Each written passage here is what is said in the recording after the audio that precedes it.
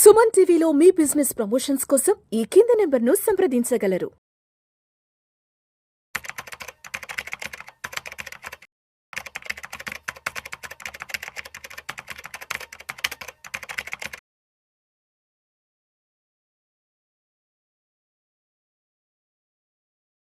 నమస్తే, welcome to Vishnu talks. నేను విష్ణు. ప్రస్తుతం మనతో పాటు AMFI registered mutual fund distributor వెల్ది చక్రధర్ గారు ఉన్నారు. వారితో మాట్లాడదాం.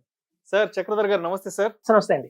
సార్ చక్రధర్ గారు, చాలా మంది రియల్ ఎస్టేట్ లో ఇన్వెస్ట్ చేస్తాము అంటే కొంతమంది ఏం చెప్తుంటారంటే రియల్ ఎస్టేట్ లో ఏమొద్దు, మ్యూచువల్ ఫండ్స్ లో ఇన్వెస్ట్ చేయమని చెప్తుంటారు. ఇది ఎలా ఉంటుందంటే, అంటే కొంతమంది సొంత ఇల్లు కొనుక్కోవాలనుకుంటారు. సో దానికి కొంతమంది ఏం చెప్తుంటారంటే సొంత ఇల్లు కాదు, సొంత ఇల్లు అవసరం లేదు, మీరు వెళ్ళేసి ఒక రెంట్ హౌస్లో ఉండండి, రెంట్ కట్టుకుంటూ ఉండండి, ఆ సొంత ఇంటి మీద ఇన్వెస్ట్ చేసేదానికంటే కూడా ఈ అమౌంట్ తీసుకెళ్ళి మ్యూచువల్ ఫండ్స్లో ఇన్వెస్ట్ చేయండి అంటూ చాలా మంది చెప్తుంటారు. కాబట్టి దీనికి మీరేం చెప్తారు అసలు? ఇది మధ్య నాకు కూడా కాల్స్ వస్తున్నాయండి. బాగా నాకు కలిసిన ఇన్వెస్టర్స్ కూడా చాలా మంది చూపిస్తున్నారు. సార్ కొన్ని వీడియోస్ చూడండి, మనకి 20,000 మనకు ఈఎంఐ 40,000 కట్టే బదులు 20,000 ఇచ్చి అద్దెలో ఉండండి, ఇంకో 20,000 మిగులుతాయి కాబట్టి దాన్ని ఎస్ఐపి చేస్తే మీకు లాంగ్ టర్మ్ లో ఒక 2 కోట్లు వస్తాయి, 3 కోట్లు వస్తాయి, ఎందుకు ఇంటి మీద పెడతారు అనేది ఉంది. సో ఇది యాక్చువల్గా చూస్తానంటే, మనం ఎప్పుడైతే ఒక వీడియో చేస్తామో అది మనం పాన్ ఇండియా వెళ్తుంది, చాలా చూస్తారు. అటు మనకి చూస్తే విజయవాడ, ఒంగోలు, మనకి నెల్లూరు నుంచి చూడొచ్చు, కాకినాడ నుంచి చూడొచ్చు వీడియోని, అలాగే హైదరాబాద్ లో ఉన్న సిటీస్ లో చూడొచ్చు, బెంగళూరులో సిటీస్ చూడొచ్చు.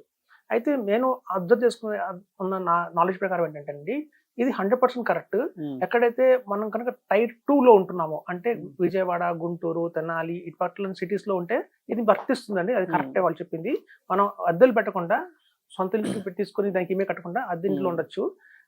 దానివల్ల మనం బెనిఫిట్ అవుతుంది, లాంగ్ టర్మ్ లో మంచి వెల్త్ క్రియేట్ చేయొచ్చు.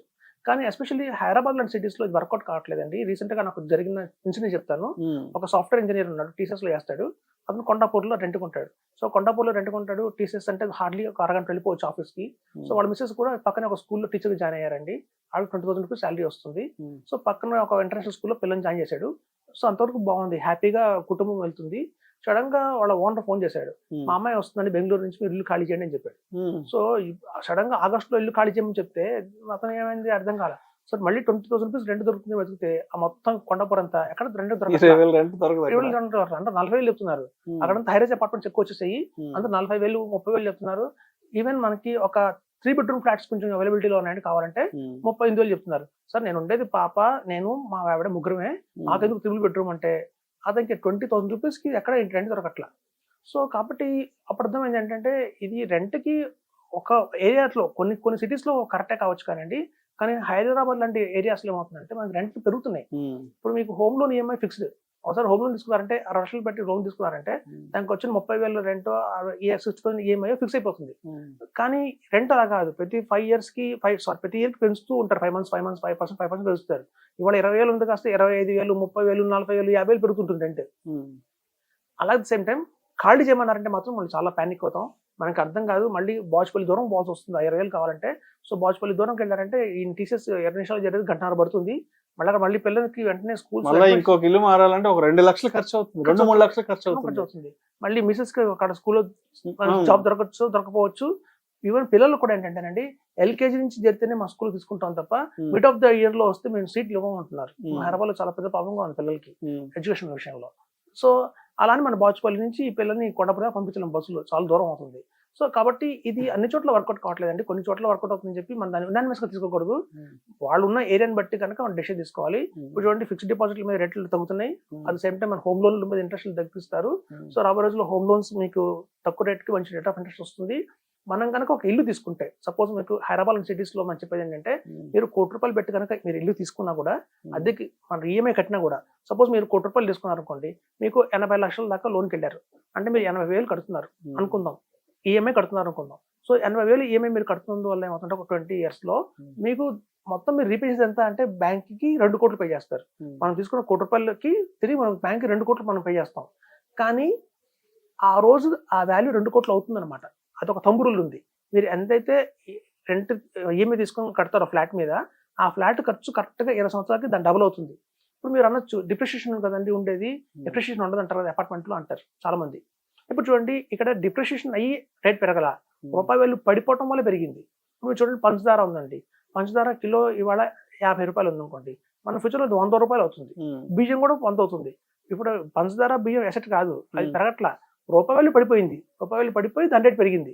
అట్లాగే ఆ ఇవాళ ₹1 ఉన్న ఇల్లు ఫ్లాట్ ఏదైతే ఉందో అది నెక్స్ట్ 20 years తర్వాత దాని వాల్యూ 2 crores అవుతుంది, రూపాయి వాల్యూ పడిపోవడం వల్ల. ఇప్పుడు చూడండి, చాలా మంది తెలియదు, రివర్స్ మోర్టగేజ్ అంటారండి. ఈ మాట ఎవరు వినరు. రివర్స్ మోర్టగేజ్ ఏంటంటే, ఇప్పుడు చాలా మందికి తెలుసు హోమ్ లోన్ తెలుసు. ఈ రివర్స్ మోర్టగేజ్ ఏంటంటే, ఆ రోజు 2 కోట్ల ఉన్న వాల్యూ ఏదైతే ఉందో మీ అపార్ట్మెంట్ మీద, బ్యాంక్ వాళ్ళు మీకు లోన్ ఇస్తారు. ఎట్లా అంటే 20% తగ్గించుకొని ఇస్తారు. అంటే 2 crores వాల్యూ ఆఫ్ హౌస్ దగ్గర ఉంది అంటే అందులో 1,60,00,000 మీ అకౌంట్ లో డిపాజిట్ చేస్తారు వాళ్ళు. మీరు నెక్స్ట్ 20 years అందులో హ్యాపీగా ఉండొచ్చు, మిమ్మల్ని ఎవరు ఖాళీ చేయమని చెప్పరు. సో మనకు డబ్బులు వచ్చాయి, మనం హక్కు కూడా ఉంది నెక్స్ట్ 20 years దాకా. ఇప్పుడు 40 ఏళ్ళు ఉన్న వయసు ఉన్న వ్యక్తి కనుక ఒక ఫ్లాట్ తీసుకుంటే ₹1 పెట్టి, అతనికి 60 ఏళ్ళు వచ్చేసరికల్లా ఈఎంఐ అంతా కట్టేస్తాడు. మళ్ళీ రివర్స్ మోర్టగేజ్ లోకి వెళ్తే ఆ 60 ఏళ్ళ నుంచి 80 ఏళ్ళ దాకా అతను ఆ ఇంట్లో ఉండే హక్కు ఉంటుంది. అతనికే కాదు, అతని భార్యకు కూడా హక్కు ఉంటుంది. అతను కనుక వాళ్ళ లీగల్ హెయిర్స్ కూడా హక్కు ఉంటుంది. ఆ 20 సంవత్సరాల తర్వాత మళ్ళీ బ్యాంక్ అది తీసేసుకుంటుంది అనమాట. సో అలా 20 సంవత్సరాలు మనం రివర్స్ మోర్టగేజ్ చేసినందుకు గాను 1 time సెటిల్మెంట్ కింద బ్యాంక్ మనకి 1,60,00,000 ఇవ్వచ్చు. మీరు 6 month విత్డ్రాయల్ ప్లాన్ లో వేసి పెన్షన్ తీసుకోవచ్చు. లేదా బ్యాంకే మీకు ఇన్స్టాల్మెంట్స్ రూపంలో కూడా ఎవ్రీ మంత్ ఇచ్చే అవకాశం కూడా ఉంది. సో కాబట్టి మీరు ఇవాళ ఒక ఇల్లు కొంటారంటే నెక్స్ట్ 40 సంవత్సరాల దాకా మరి ఇల్లు గురించి ఆలోచించక్కర్లేదు. ఫస్ట్ ఈఎంఐ ఫిక్స్ అయిపోయింది, ఈఎంఐ మారదు. వాళ్ళ మార్కెట్ లో లోన్స్ రేట్ ఆఫ్ ఇంట్రెస్ట్ పెరిగినా తగినా స్వల్పం కొడుతుంది తప్ప రెంట్ లాగా అంత భారీ ఎత్తున వాలిటిలిటీ ఉండదు. మనకు ఒక అసెట్ అయిపోయింది, ఆ అసెట్ ని మీరు నెక్స్ట్ కావాలంటే కూడా నెక్స్ట్ 20 years కూడా అందులో రివర్స్ మోర్టగేజ్ చేసుకుని ఉండొచ్చు. కాబట్టి సిటీస్ లో మాత్రం నేను ఇల్లు కొనుక్కొని చెప్తానండి. ఎందుకంటే మేము చూసాము, కనుక గూగుల్లో కొట్టండి రివర్స్ మోర్టగేజ్ అంటే ఏంటని, మీకు అందులో బెనిఫిట్స్ తెలుస్తాయి. సో మనం 20 సంవత్సరాలు మనం ఈఎంఐ పే చేసిన తర్వాత కూడా మళ్ళీ మనకి బ్యాంక్ తిరిగి మనం 1,60,00,000 ఇస్తుంది. మనకి ఇంకో ఇల్లు కూడా ఉంటుంది. చూడండి, ప్రతి ఒక్క మనిషికి food, cloth, shelter most important. Food, cloth, shelter most important. ఎక్కువ ఖర్చు పెడుతుంది ఏంటంటే ఇంటికే ఖర్చు పెడుతున్నాం. మనం బట్టలు బ్రాండెడ్ వేసుకుంటే ఖర్చు, కొంచెం మనకి ఏదన్నా మన లోకల్ మేడ్ బట్టలకు పెద్ద ఖర్చే ఉండదు. సో మనం తిన్న ఫుడ్ బట్టి మన రేట్ ఉంటుంది. కానీ ఇల్లు మాత్రం అలా కాదు. సో మనం 40% మనం సంపాదిస్తున్న శాలరీలో 40% ఇంటికే వెళ్తుంది. లేకపోతే పెన్షన్ వచ్చినా కూడా అందులో 40% ఇంటికే వెళ్తుంది.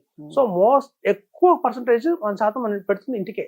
సో కాబట్టి అట్లాంటి ఇంటిని కనుక మనం కంట్రోల్ చేస్తే ఫస్ట్ ఆఫ్ ఆల్ ఒక ఇల్లు తీసేసుకొని తర్వాత ఖర్చులు మన చేతిలో ఉంటుంది. మనం లోకల్ గా బ్రాండ్ వేసుకున్నామా లేకపోతే హైఫై బ్రాండ్ వేసుకున్నామా అని చెప్పి. సో ఫుడ్, క్లోత్, షెల్టర్ ఈ మూడిట్లో కూడా షెల్టర్ ఎక్కువ డబ్బులు పెడుతున్నాం అండి మనం. సో అట్లా ఎక్కువ డబ్బులు పెడుతుంది దాని కనుక ప్రాపర్ గా మనం ప్లాన్ చేసుకుంటే మాత్రం మనకి హ్యాపీగా ఉండొచ్చని చెప్తున్నాను. సో మనం ఈఎంఐ కట్టే బదులు ఎస్ఐపి చేయాలా ఇదంటే వాళ్ళున్న పరిస్థితి బట్టి, వాళ్ళున్న లొకాలిటీ బట్టి, మెట్రోస్ లైక్ హైదరాబాద్ కావచ్చు, పూణే, బాంబే, మనకి మెడ్రాస్, చెన్నై ఇట్లాంటి సిటీస్ లో మాత్రం మనం ఎస్ఐపి కలకండి. ఫస్ట్ ఇల్లే కొనుక్కోండి, ఇల్లు కొనుక్కుంటేనే హ్యాపీ. అదర్ దాన్ సిటీస్ లో రాజమండ్రి, కాకినాడ అట్లాంటి చోట్ల ఉంటే మాత్రం మీరు హ్యాపీగా మీరు ఆ పని చేయొచ్చు. రెంట్ కొండే బదులు మీరు సొంత ఇల్లు కొనుక్కునే బదులు రెంట్ కొండి ఆ అమౌంట్ మీరు ఇన్వెస్ట్మెంట్ చేసుకోవచ్చు. సిటీస్ లో మాత్రం వర్కౌట్ కాదండి. ఒకసారి మారమంటే మాత్రం చాలా ఇబ్బంది పడతాం. సో సొంత ఇల్లు ఉంటే మాత్రం కట్టండి, తర్వాత రివర్స్ మోర్టగేజ్కి వెళ్ళిపోండి, అది బెటర్ ఆప్షన్ అని చెప్తున్నాను. Thank you sir, thank you so much Chakradhar గారు. థ్యాంక్స్ అండి.